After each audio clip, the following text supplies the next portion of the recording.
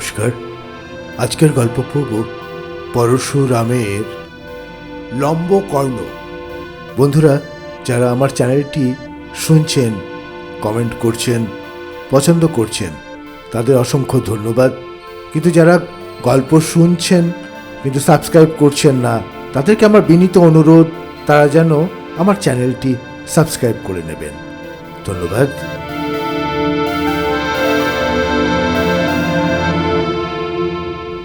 আজকের গল্প পড়ব পরশুরাম লিখিত লম্ব কর্ণ।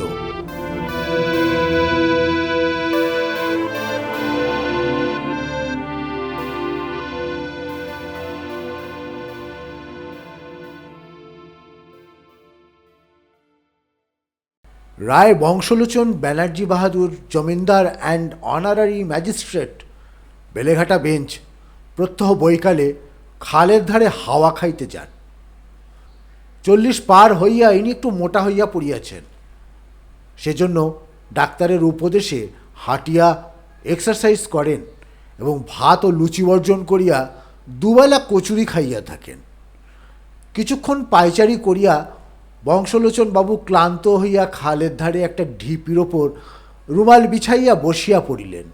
ঘড়ি দেখিলেন, 6:30 বাজিয়া গিয়াছে। জ্যৈষ্ঠ মাসের শেষ। সিলনে মনসুন পৌঁছিয়াছে। এখানেও যে কোনো দিন হঠাৎ ঝড় জল হওয়া বিচিত্র নয়। বংশলোচন উঠিবার জন্য প্রস্তুত হইয়া হাতের বর্মা চুরুটে একবার জোরে টান দিলেন। এমন সময় বোধ হইল কে যেন পিছু হইতে তাহার জামার প্রান্ত ধরিয়া টানিতেছে এবং মিহি সুরে বলিতেছে, ফিরিয়া দেখিলেন একটি ছাগল, বেশ হৃষ্টপুষ্ট ছাগল, কুচকুচে কালো নধর দেহ, বড় বড় লটপটে কানের ওপর কচি পটলের মতো দুটি শিং বাহির হইয়াছে। বয়স বেশি নয়, এখনও অজাত শ্মশ্রু। বংশলোচন বলিলেন, আরে এটা কোথা থেকে এলো? কার পাঁঠা? কাকেও তো দেখছি না। ছাগল উত্তর দিল না। কাছে ঘেঁষিয়া লোলুপ নেত্রে তাহাকে পর্যবেক্ষণ করিতে লাগিল। বংশলোচন তাহার মাথায় ঠেলা দিয়ে বলিলেন, যা পালা, ভাগই আসে। ছাগল পিছনে 2 পায়ে ভর দিয়ে দাঁড়াইয়া উঠিল এবং সামনে 2 পা মুড়িয়া ঘাড় বাঁকাইয়া রায়বাহাদুরকে ঢু মারিল। রায়বাহাদুর কৌতুক বোধ করিলেন, ফের ঠেলা দিলেন। ছাগল আবার খাড়া হইল এবং খপ করিয়া তাহার হাত হইতে চুরুটি কাড়িয়া লইল। আহারান্তে বলিল, অর অর, অর্থাৎ আর আছে। বংশলোচনের সিগার কেসে আর একটিমাত্র চুরুট ছিল। তিনি সেটি বাহির করিয়া দিলেন। ছাগলের মাথা ঘোরা, গা বমি বা অপর কোনো ভাব বৈলক্ষ্য প্রকাশ পাইল না। দ্বিতীয় চুরুট নিঃশেষ করিয়া পুনরায় জিজ্ঞেস করিল, অর। বংশলোচন বলিলেন, আর নেই, তুই এবার যা, আমিও উঠি। ছাগল বিশ্বাস করিল না, পকেট তল্লাশ করিতে লাগিল। বংশলোচন নিরুপায় হইয়া চামড়ার সিগার কেসটি খুলিয়া ছাগলের সম্মুখে ধরিয়া বলিলেন, না বিশ্বাস হয় এই দেখ বাপু। ছাগল এক লম্ফে সিগার কেস কাড়িয়া লইয়া চর্বণ আরম্ভ করিল। রায়বাহাদুর রাগিবেন কি হাসিবেন স্থির করিতে না পারিয়া বলিয়া ফেলিলেন, শাল্লা, অন্ধকার হইয়া আসিতেছে, আর দেরি করা উচিত নয়। বংশলোচন গৃহাভিমুখে চলিলেন। ছাগল কিন্তু তাহার সঙ্গ ছাড়িল না। বংশলোচন বিব্রত হইলেন। কার ছাগল, কি বৃত্তান্ত তিনি কিছুই জানেন না। নিকটে কোনো লোক নাই যে জিজ্ঞাসা করেন। ছাগলটাও নাছড় বান্দা, তাড়াইলে যায় না। অগত্যা বাড়ি লইয়া যাওয়া ভিন্ন গত্যন্তর নাই। পথে যদি মালিকের সন্ধান পান ভালোই, নতুবা কাল সকালে যা হোক একটা ব্যবস্থা করিবেন। বাড়ি ফিরিবার পথে বংশলোচন অনেক খোঁজ লইলেন, কিন্তু কেহই ছাগলের ইতিবৃত্ত বলিতে পারিল না। অবশেষে তিনি হতাশ হইয়া স্থির করিলেন যে আপাতত নিজেই উহাকে প্রতিপালন করিবেন। হঠাৎ বংশলোচনের মনে একটা কাটা খচ করিয়া উঠিল। তাহার যে এখন পত্নীর সঙ্গে কলহ চলিতেছে। আজ 5 দিন হইল কথা বন্ধ। ইহাদের দাম্পত্য কলহ বিনা আড়ম্বরে নিষ্পন্ন হয়, সামান্য একটা উপলক্ষ, দু চারটে নাতি তীক্ষ্ণ বাক্যবান, তারপর দিন কতক অহিংস অসহযোগ, বাক্যালাপ বন্ধ, পরিশেষে হঠাৎ একদিন সন্ধি স্থাপন ও পুনর্মিলন। এরকম প্রায়ই হয়, বিশেষ উদ্বেগের কারণ নাই। কিন্তু আপাতত অবস্থাটি সুবিধাজনক নয়। গৃহিণী জন্তু জানোয়ার মোটেই পছন্দ করেন না। বংশলোচনের একবার কুকুর পোষার শখ হইয়াছিল, কিন্তু গৃহিণীর প্রবল আপত্তিতে তাহা সফল হয় নাই। আজ একে কলহ চলিতেছে, তার উপর ছাগল লইয়া গেলে আর রক্ষা থাকিবে না। একে মনসা, তাই ধুনার গন্ধ। চলিতে চলিতে রায়বাহাদুর পত্নীর সহিত কাল্পনিক বাগযুদ্ধ আরম্ভ করিলেন। একটা পাঁঠা বসিবেন, তাতে কার কি বলিবার আছে? তার কি স্বাধীনভাবে একটা শখ মেটাইবার ক্ষমতা নাই? তিনি একজন মান্যগণ্য সম্ভ্রান্ত ব্যক্তি। বেলেঘাটা রোডে তাহার প্রকাণ্ড অট্টালিকা, বিস্তর ভূ সম্পত্তি। তিনি একজন খেতাবদারি অনারারি হাকিম। 50 টাকা পর্যন্ত জরিমানা, 1 মাস পর্যন্ত জেল দিতে পারেন। তাহার কিসের দুঃখ, কিসের নার্ভাসনেস? বংশলোচন বারবার মনকে প্রবোধ দিলেন, তিনি কাহারও তোয়াক্কা রাখেন না। বংশলোচন বাবুর বৈঠকখানায় যে সান্ধ্য আড্ডা বসে, তাতে নিত্য বহু সংখ্যক রাজা উজির বধ হইয়া থাকে। লাট সাহেব, সুরেন বাণুজ্যে, মোহনবাগান পরমার্থ তত্ত্ব, প্রতিবেশী অধর বুড়োর শ্রাদ্ধ, আলিপুরের নতুন কুমির, প্রায় কোনো প্রসঙ্গই বাদ যায় না। সম্প্রতি 7 দিন ধরিয়া বাঘের বিষয়ে আলোচিত হইতেছিল। এই সূত্রে গতকল্য বংশলোচনের শ্যালক নগেন এবং দুঃসম্পর্কের ভাগিনেয় উদয়ের মধ্যে হাতাহাতি হওয়ার উপক্রম হয়। অন্যান্য সভ্য অনেক কষ্টে তাহাদিগকে নিরস্ত করে। বংশলোচনের বৈঠকখানা ঘরটি বেশ বড় ও সুসজ্জিত, অর্থাৎ অনেকগুলি ছবি, আয়না, আলমারি, চেয়ার ইত্যাদি জিনিসপত্রে ভর্তি। প্রথমেই নজরে পড়ে একটি কার্পেটে বোনা ছবি, কালো জমির ওপর আসমানি রঙের বিড়াল। যুদ্ধের সময় বাজারে সাদা পশম ছিল না, সুতরাং বিড়ালটির এই দশা হইয়াছে। ছবির নিচে সর্বসাধারণের অবগতির জন্য বড় বড় ইংরেজি অক্ষরে লেখা CAT। তার নিচে রচয়িত্রীর নাম মানিনী দেবী, ইনি গৃহকর্ত্রী। ঘরের ওপর দিকের দেয়ালে একটা রাধাকৃষ্ণের তৈলচিত্র। কৃষ্ণ রাধাকে লইয়া কদমতলায় দাঁড়াইয়া আছেন। একটি প্রকাণ্ড সাপ তাহাদিগকে পাক দিয়া পিষিয়া ফেলিবার চেষ্টা করিতেছে, কিন্তু রাধাকৃষ্ণের ভ্রুক্ষেপ নাই, কারণ সাপটি বাস্তবিক সাপ নয়, ওঙ্কার মাত্র। তাছাড়া কতগুলি মেমের ছবি আছে, তাদের অঙ্গে সিল্কের ব্রাহ্মশাড়ি এবং মাথায় কালো সুতোর আলুলায়িত পরচুলা ময়দার কাঁই দিয়া আটিয়া দেওয়া হইয়াছে। কিন্তু ইহাতেও তাহাদের মুখের দুরন্ত মেম ভাব ঢাকা পড়ে নাই, সেজন্য জোর করিয়া নাক বিঁধাইয়া দেওয়া হইয়াছে। ঘরে দুটি দেওয়াল আলমারিতে চীনেমাটির পুতুল এবং কাচের খেলনা ঠাসা।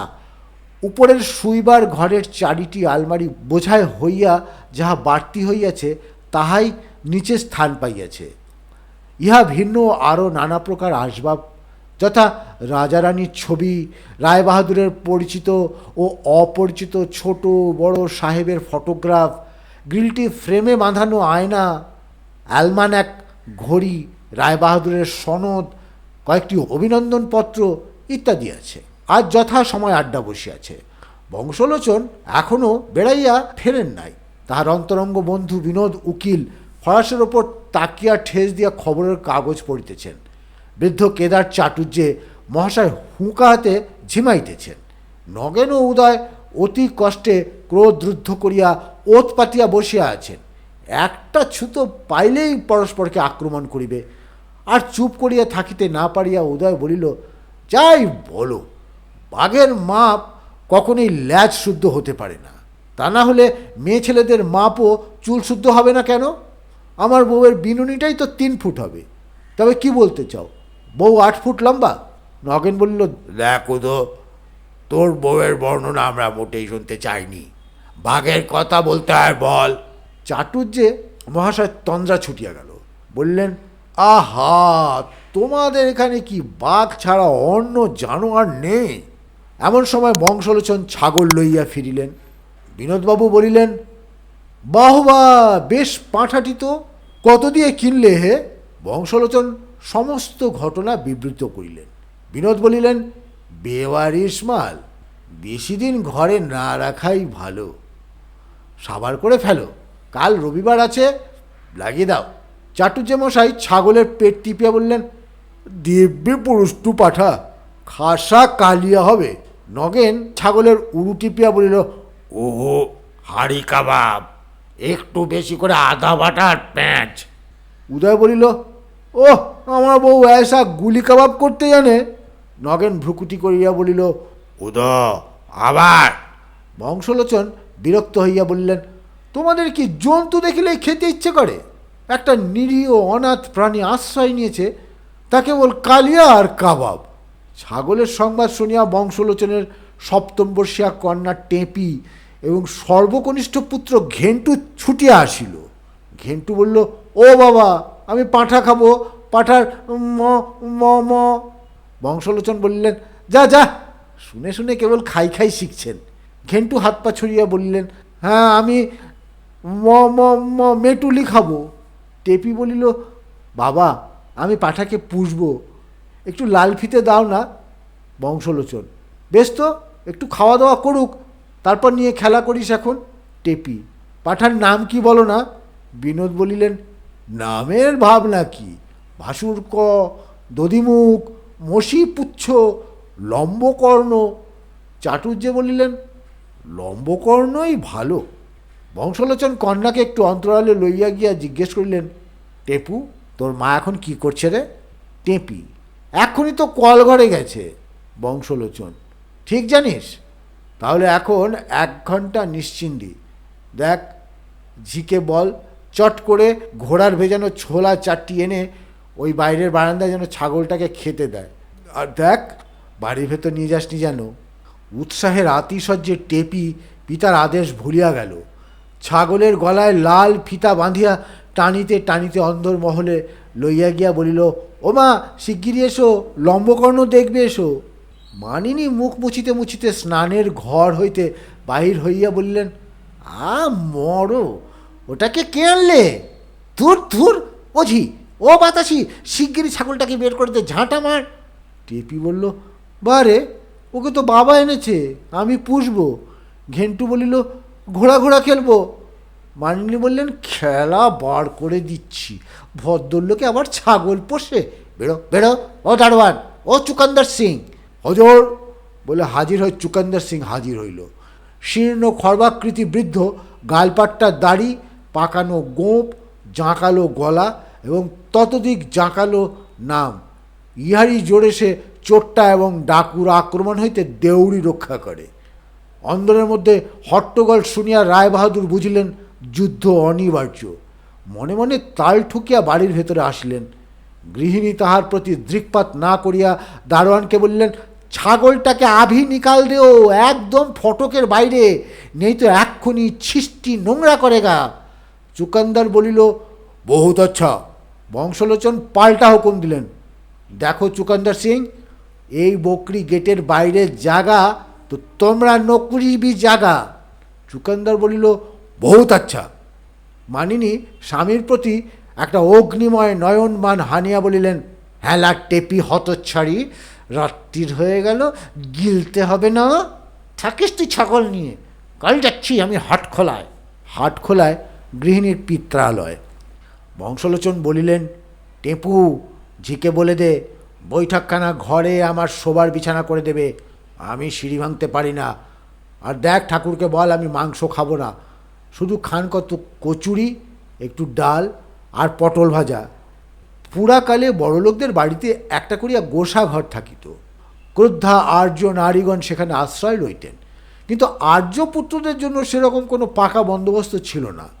অগত্যা তাহারা এক পত্নীর সহিত মতান্তর হইলে অপর এক পত্নীর দ্বারস্থ হইতেন।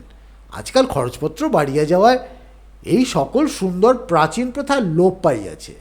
এখন মেয়েদের ব্যবস্থা শুইবার ঘরের মেঝের ওপর মাদুর, অথবা তেমন তেমন হইলে বাপের বাড়ি। আর ভদ্রলোকদের একমাত্র আশ্রয় বৈঠকখানা। আহার আনতে বংশলোচন বৈঠকখানা ঘরে একাকী শয়ন করিলেন।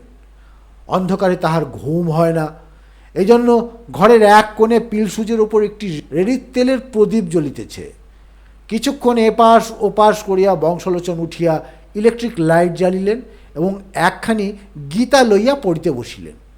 এই গীতাটি তার দুঃসময়ের সম্বল। পত্নীর সহিত অসহযোগ হইলে তিনি এটি লইয়া নাড়াচাড়া করেন এবং সংসারের অনিত্যতা উপলব্ধি করিতে চেষ্টা করেন। কর্মযোগ পড়িতে পড়িতে বংশলোচন ভাবিতে লাগিলেন, তিনি কি এমন অন্যায় কাজ করিয়াছেন যার জন্য মানিনী এরূপ ব্যবহার করেন। বাপের বাড়ি যাবেন, ইস ভারী তেজ, তিনি ফিরাইয়া আনিবার নামটি করিবেন না। যখন গরজ হইবে আপনিই ফিরিবে। গৃহিণীর শখ করিয়া যেসব জঞ্জাল ঘরে পড়েন তা তো বংশলোচন নীরবে বরদাস্ত করেন। এই তো সেদিন 15টা জলচৌকি, 23টা বঁটি এবং 250 টাকার খাগড়াই বাসনা কেনা হইয়াছে। আর দোষ হইল কেবল ছাগলের বেলা। যত সব। বংশলোচন গীতাখানি সরাইয়া রাখিয়া আলোর সুইচ বন্ধ করিলেন এবং ক্ষণকাল পরে নাসিকার ধ্বনি করিতে লাগিলেন। লম্বকর্ণ বারান্দায় শুইয়া রোমন্থন করিতেছিল। 2টা বর্মা চুরুট খাইয়া তাহার ঘুম চটিয়া গিয়াছে। রাত্রি 1টা আন্দাজ জোরে হাওয়া উঠিল। ঠান্ডা লাগায় সে বিরক্ত হইয়া উঠিয়া পড়িল। বৈঠকখানা ঘর হইতে মিটমিটে আলো দেখা যাইতেছে। লম্বকর্ণ তাহার বন্ধন রজ্জু চিবাইয়া কাটিয়া ফেলিল এবং দরজা খোলা পাইয়া নিঃশব্দে বৈঠকখানায় প্রবেশ করিল। আবার তাহার ক্ষুধা পাইয়াছে। ঘরের চারিদিকে ঘুরিয়া একবার তদারক করিয়া লইল। ফরাসের এক কোণে এক গোছা খবরের কাগজ রহিয়াছে। চিবাইয়া দেখিল অত্যন্ত নীরস। অগত্যা সে গীতার 3 অধ্যায় উদরস্থ করিল। গীতা খাইয়া গলা শুকাইয়া গেল। একটা উঁচু তেপায়ার ওপর এক কুঁজা জল আছে, কিন্তু তাহার নাগাল পাওয়া যায় না। লম্বকর্ণ তখন প্রদীপের কাছে গিয়া রেড়ির তেল চাখিয়া দেখিল, বেশ সুস্বাদু। চকচক করিয়া সবটা খাইল। প্রদীপ নিবিল। বংশলোচন স্বপ্ন দেখিতেছেন সন্ধি স্থাপন হইয়া গিয়াছে। হঠাৎ পাশ ফিরিয়া তাহার একটা নরম গরম স্পন্দনশীল স্পর্শ অনুভব হইল। নিদ্রা বিজড়িত স্বরে বলিলেন, কখন এলে? উত্তর পাইলেন, হুলুস্থুলু কাণ্ড। চোর চোর, বাঘ হ্যাঁ, এই চুকন্দর সিং, জলদি আও, নগেন, উদো, শিগগিরি আয়, মেরে ফেললে। চুকন্দার আর মুঙ্গেরি বন্দুকে বারুদ ভরিতে লাগিল। নগেন ও উদয় লাঠি, ছাতা, টেনিস ব্যাট যা পাইল তাহা লইয়া ছুটিল। মানিনী ব্যাকুল হইয়া হাঁপাইতে হাঁপাইতে নামিয়া আসিলেন। বংশলোচন ক্রমে প্রকৃতিস্থ হইলেন। লম্বকর্ণ 2-1 ঘা মার খাইয়া ব্যা ব্যা করিতে লাগিল। বংশলোচন ভাবিলেন বাঘ বরঞ্চ ছিল ভালো। মানিনী ভাবিলেন ঠিক হয়েছে। ভোরবেলা বংশলোচন চুকন্দারকে পাড়ায় খোঁজ লইতে বলিলেন, কোনো ভালা আদমি ছাগল পুষিতে রাজি আছে কিনা। যে সে লোককে তিনি ছাগল দিবেন না, এমন লোক চাই যে যত্ন করিয়া প্রতিপালন করিবে। টাকার লোভে বেচিব না, মাংসের লোভে মারিবে না। 8টা বাজিয়াছে। বংশলোচন বহির্বাটির বারান্দায় চেয়ারে বসিয়া আছেন। নাপিত কামাইয়া দিতেছে। বিনোদবাবু ও নগেন অমৃতবাজারে ডালহৌসি ভার্সাস মোহনবাগান পড়িতেছে। উদয় ল্যাংড়া আমের দর করিতেছে।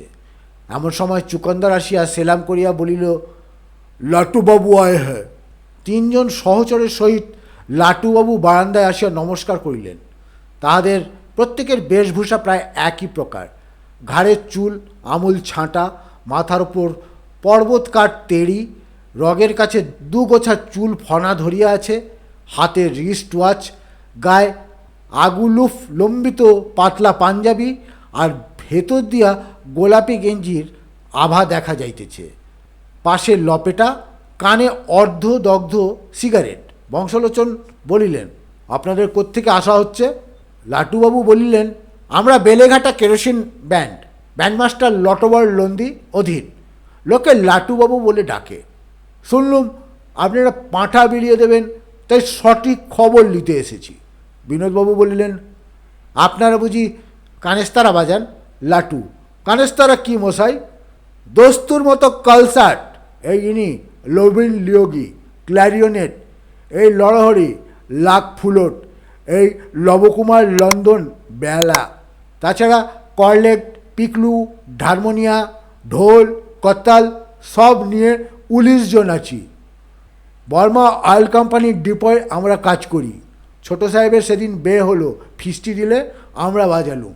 সাহেব খুশি হয়ে টাইটেল দিলে কেরোসিন ব্যান্ড। বংশলোচন: দেখুন, আমার একটি ছাগল আছে, সেটি আপনাকে দিতে পারি, কিন্তু লাটু, আমরা হলুম 19টা প্রালি, একটা পাঠায় কি হবে মশাই? কি বলো হে নরহরি? নরহরি: লস্যি লস্যি। বংশলোচন: আমি এই শর্তে দিতে পারি যে ছাগলটিকে আপনি যত্ন করে মানুষ করবেন, বেচবেন না, মারতে পারবেন না। লাটু: এই যে আপনি নতুন কথা বলছেন মশাই, ভদ্রন্যকে কখনো ছাগল পোষে? নরহরি: পাঠি লয় যে দুধ দেবে। নবীন: পাখি লয় যে পড়বে। নবকুমার: ভেড়া লয় যে কম্বল হবে। বংশলোচন: সে যাই হোক, বাজে কথা বলবার আমার সময় নেই, নেবেন কি না বলুন। লাটুবাবু ঘাট চুলকাইতে লাগিলেন। নরহরি বললেন: লিয়ে যাও হে লাটুবাবু, লিয়ে যাও, বড্ড নোক বলছেন অত করে। বংশলোচন: কিন্তু মনে থাকে যেন, বেচতে পারবে না, কাটতে পারবে না। লাটু: সে আপনি ভাববেন না। লাটু লন্দির কথা লট চড়লেই লম্বকর্ণকে লইয়া বেলেঘাটা কেরোসিন ব্যান্ড চলিয়া গেল। বংশলোচন বিমর্ষ চিত্তে বলিলেন: ব্যাটাদের দিয়ে ভরসা হচ্ছে না। বিনোদ আশ্বাস দিয়ে বলিলেন: ভেবো না হে, তোমার পাঁঠা গন্ধর্ব লোকে বাস করবে। ফাঁকে পড়লুম আমরা। সন্ধ্যার আড্ডা বসিয়াছে, আজও বাঘের গল্প চলিতেছে। চাটুর্য মহাশয় বলিতেছেন, সেটা তোমাদের ভুল ধারণা, বাঘ বলে একটা ভিন্ন জানোয়ার নেই, ও একটা অবস্থার ফের, আরশোলা হতে যেমন কাঁচপোকা। আজই তোমরা ডারউইন শিখেছ, আমাদের ওসব ছোটোবেলার থেকেই জানা আছে। আমাদের রায়বাহাদুর ছাগলটা বিদেয় করে খুব ভালো কাজ করেছেন, কেটে খেয়ে ফেলতেন তো কথাই ছিল না, কিন্তু বাড়িতে রেখে বাড়তে দেহা। বংশলোচন একখানি নতুন গীতা লইয়া নিবিষ্ট চিত্তে অধ্যয়ন করিতেছেন। ন্যায়াং ভূত্তা ভবিতা বানা ভুয়, অর্থাৎ কিনা আত্মা একবার হইয়া আর যে হইবে না তা নয়। অজৌ নিত্য, অজৌ কিনা ছাগলং, ছাগলটা যখন বিদায় হইয়াছে তখন আজ সন্ধি স্থাপনা হইলেই হইতে পারে। বিনোদ বংশলোচনকে বলিলেন: হে কন্তেয়, তুমি ভগবানকে একটু থামিয়ে রেখে একবার চাটুর্য মশাইয়ের কথাটা শোনো, মনে বল পাবে। উদয় বলিল: আমি সেবার যখন সিমলে যাই। নগেন: মিথ্যে কথা বলিস না উদয়, তোর দৌড় আমার জানা আছে, লিলুয়া অব্দি। উদয়: বাহ, আমার দাদা শ্বশুর যে সিমলে থাকতেন, বউ তো সেইখানেই বড় হয়েছে, তাই তো রং হতো। নগেন: খবরদার উদয়। চাটুর্যে: যা বলছিলুম শোনো। আমাদের মুজলপুরে চরণদাসের এক ছাগল ছিল, তার নাম ভুটে। বেটা খেয়ে খেয়ে হলো ইয়া লাশ, ইয়া সিং, ইয়া দাড়ি। একদিন চরণের বাড়িতে ভোজ, লুচি, পাঁঠার কালিয়া এইসব আঁচাবার সময় দেখি ভুটে পাঁঠার মাংস খাচ্ছে। বললাম, দেখছো কি চরণ, এখনই ছাগলটাকে বিদায় করো, কাচ্চা বাচ্চা নিয়ে ঘর করো, প্রাণে ভয় নেই। চরণ শুনলে না। গরিবের কথা বাসি হলে ফলে। তার পরদিন থেকে ভুটে নিরুদ্দেশ। খোঁজ খোঁজ কোথায় গেল? 1 বছর পর মশাই সেই ছাগল সুন্দরবনে পাওয়া গেল। শিং নেই বললেই হয়, দাড়ি প্রায় খসে গেছে, মুখ একেবারে হাঁড়ি, বর্ণ হয়েছে যেন কাঁচা হলুদ, আর তার উপর দেখা দিয়েছে মশাই আজি আজি, ডোড়া ডোড়া। ডাকা হলো, ভুটে ভুটে। ভুটে বললে হালুম। লোকজন দূর থেকে নমস্কার করে ফিরে এলো। লাটুবাবু আয় হে। সপারিষদ লাটুবাবু প্রবেশ করিলেন, লম্বকর্ণ সঙ্গে আছে। বিনোদ বলিলেন, কি ব্যান্ডমাস্টার, আবার কি মনে করে? লাটুবাবুর আর সে লাবণ্য নাই, চুল উস্কো খুস্কো, চোখ বসিয়া গিয়াছে, জামা ছিঁড়িয়া গিয়াছে। সজল নয়নে হাউমাউ করিয়া বললেন, সর্বনাশ হয়েছে মশাই, ধনের প্রাণে মেরেছে। ও হো হো হো। নরহরি বললেন, কি করো লাটুবাবু, একটু স্থির হও, হুজুর যখন রয়েছেন তখন একটা বিহিত করবেনি। বংশলোচন ভীত হইয়া বললেন, কি হয়েছে, ব্যাপার কি? লাটু: মশাই, ওই পাঁঠাটা। চাটুর্যে বললেন, ও বলেছিলুম কি না লাটু, ঢোলের চামড়া কেটেছে, বেলার তাঁত খেয়েছে, হারমোনিয়ার চাবি সমস্ত চিবিয়েছে, আর আর আমার পাঞ্জাবির পকেট কেটে 90 টাকা লোট। ও হো হো। নরহরি, গিলে ফেলেছে? পাঁঠা নয় হুজুর, সাক্ষাৎ শয়তান, সর্বস্ব গেছে। লাটুর প্রাণটি কেবল আপনার ভরসায় এখনো ধুকপুক করছে। বংশলোচন, ফ্যাসাদে ফেললে দেখছি। নরহরি, দোহাই হুজুর, লাটুর দশাটা একবার দেখুন, একটা ব্যবস্থা করে দিন, বেচারা মারা যায়। বংশলোচন ভাবিয়া বলিলেন, একটা জোলাপ দিলে হয় না? লাটুবাবু উচ্ছ্বসিত কণ্ঠে বলিলেন, মশাই, এই কি আপনার বিবেচনা হলো? মরছি টাকার শোকে, আর আপনি বলছেন জোলাপ খেতে? বংশলোচন, আরে তুমি খাবে কেন, ছাগলটাকে দিতে বলেছি। নরহরি, হায় হায় হুজুর, এখন ছাগল চিনলেন না? কোন কালে হজম করে ফেলেছে। লোট তো লোট, বেলার তাঁত, ঢোলের চামড়া, হারমোনিয়ার চাবি, মাই স্টিলের করতাল। বিনোদ, লাটুবাবুর মাথাটি কেবল আস্ত রেখেছে। বংশলোচন বলিলেন, যা হবার তা তো হয়েছে। এখন বিনোদ, তুমি একটা খেসারা ঠিক করে দাও, বেচারি লোকসান যাতে না হয়, আমার উপরে বেশি জুলুমও না হয়। ছাগলটা বাড়িতেই থাকুক, কাল যা হয় করা যাবে। অনেক দর দস্তুরের পর 100 টাকায় রফা হলো। বংশলোচন বেশি কষাকষি করতে দিলেন না। লাটুবাবুর দল টাকা লইয়া চলিয়া গেল। লম্বকর্ণ ফিরিয়াছে শুনিয়া টেপি ছুটিয়া আসিল। বিনোদ বললেন, ও টেপুরানি, শিগগিরি গিয়ে তোমার মাকে বলো কাল আমরা এখানে খাবো, লুচি, পোলাও, মাংস। টেপি, বাবা আর মাংস খায় না। বিনোদ, বলো কি? হ্যাঁ হ্যাঁ বংশ, প্রেমটা এক পাঁঠা থেকে বিশ্ব পাঁঠায় পৌঁছেছে নাকি? আচ্ছা, তুমি না খাও, আমরা আছি। যাও তো টেপু, মাকে বলো সব জোগাড় করতে। টেপি, সে এখন হচ্ছে না, মা বাবার ঝগড়া চলছে, কথাটি নেই। বংশলোচন ধমক দিয়ে বলিলেন, হ্যাঁ হ্যাঁ কথাটি নেই, তুই সব জানিস, যা যা, ভারী জ্যাঠা হয়েছিস। টেপি, বারে, আমি বুঝি টের পাই না? তবে কেন মা খালি খালি আমাকে বলে, টেপি পাখাটা মেরামত করতে হবে। টেপি, এ মাসে আরও 200 টাকা চাই, তোমাকে বলে না কেন? বংশলোচন, থাম থাম, বকিসনি। বিনোদ, হে রায় বাহাদুর, কন্যাকে বেশি ঘাটিও না, অনেক কথা ফাঁস করে দেবে। অবস্থাটা সঙ্গীন হয়েছে বলো। বংশলোচন, আরে এতদিন তো সব মিটে যেত, এই ছাগলটাই মুশকিল বাঁধালে। বিনোদ, বেটা ঘর বেদি বিভীষণ, তোমারই বা অত মায়া কেন? খেতে না পারো বিদে করে দাও, জলে বাস করো, কুমিরের সঙ্গে বিবাদ করো না। বংশলোচন দীর্ঘ নিঃশ্বাস ফেলিয়া বলিলেন, দেখি কাল যা হয় করা যাবে। এ রাত্রিরেও বংশলোচন বৈঠকখানায় বিরহ শয়নে যাপন করিলেন। ছাগলটা আস্তাবলে বাধা ছিল, উপদ্রব করিবার সুবিধে পায় নাই। পরদিন বৈকাল 5:30টার সময় বংশলোচন বেড়াইবার জন্য প্রস্তুত হইয়া একেবার এদিক ওদিক চাহিয়া দেখিলেন, কেউ তাহাকে লক্ষ্য করিতেছে কিনা। গৃহিণী ও ছেলেমেয়েরা উপরে আছে, ঝি চাকর অন্দরে কাজকর্মে ব্যস্ত। চুকান্দার সিং তার ঘরে বসিয়া আটা সানিতেছে। লম্বকর্ণ আস্তাবলের কাছে বাধা আছে এবং দড়ির সীমার মধ্যে যথাসম্ভব লম্ফজম্প করিতেছে। বংশলোচন দড়ি হাতে করিয়া ছাগল লইয়া আস্তে আস্তে বাহির হইলেন। পাছে পরিচিত লোকের সঙ্গে দেখা হয়, সেজন্য বংশলোচন সোজা রাস্তায় না গিয়া গলিঘুজির ভেতর দিয়া চলিলেন। পথে 1 ঠোঙা জিলিপি কিনিয়া পকেটে রাখিলেন। ক্রমে লোকালয় হইতে দূরে আসিয়া জনশূন্য খালধারে পৌঁছিলেন। আজ তিনি স্বহস্তে লম্বকর্ণকে বিসর্জন দিবেন, যেখানে পাইয়াছিলেন আবার সেইখানেই ছাড়িয়া দিবেন যা থাকে তার কপালে। যথাস্থানে আসিয়া বংশলোচন জিলিপির ঠোঙাটি ছাগলকে খাইতে দিলেন।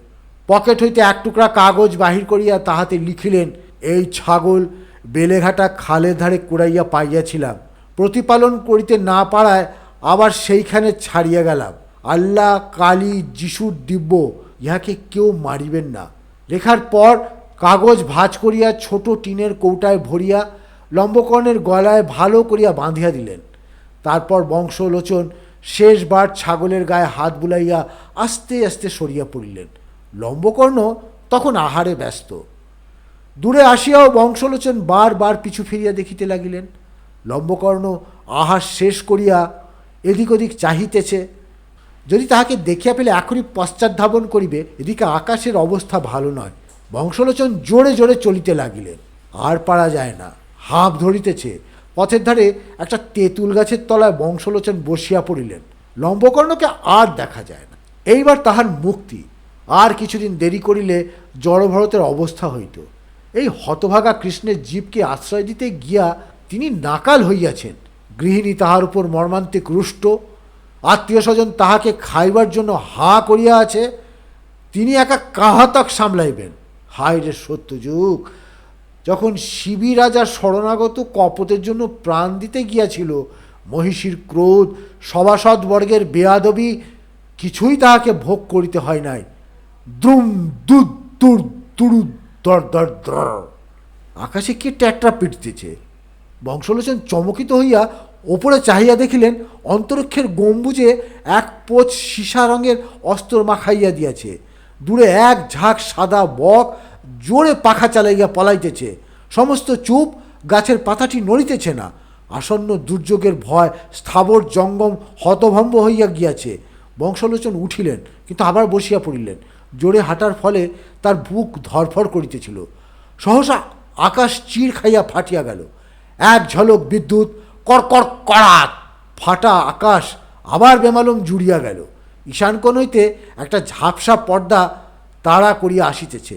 তার পিছনে যা কিছু সমস্ত মুছিয়া গিয়াছে। সামনেও আর দেরি নাই। ওই এলো, ওই এলো। গাছপালা শিহরিয়া উঠিল। লম্বা লম্বা তালগুলো প্রবল বেগে মাথা নাড়িয়া আপত্তি জানাইল। কাকের দল আর্তনাদ করিয়া উড়িবার চেষ্টা করিল, কিন্তু ঝাপটা খাইয়া আবার গাছের ডাল আঁকড়াইয়া ধরিল। প্রচণ্ড ঝড়, প্রচণ্ডতর বৃষ্টি, যেন এই নগণ্য উইঢিপি। এই ক্ষুদ্র কলিকাতা শহরকে ডুবাইবার জন্য স্বর্গের ৩৩ কোটি দেবতা সার বাঁধিয়া বড় বড় ভৃঙ্গার হইতে তোড়ে জল ঝালিতেছে। মোটা নিরেট জলধারা, তাহার ফাঁকে ফাঁকে ছোট ছোট ফোঁটা, সমস্ত শূন্য ভরাট হইয়া গিয়াছে। মান, ইজ্জত, কাপড় চোপড় সবই গিয়াছে। এখন প্রাণটা রক্ষা পাইলে হয়। হায় রে হতভাগা ছাগল, কি কুক্ষণে! বংশলোচনের চোখের সামনে একটা উগ্র বেগুনি আলো খেলিয়া গেল।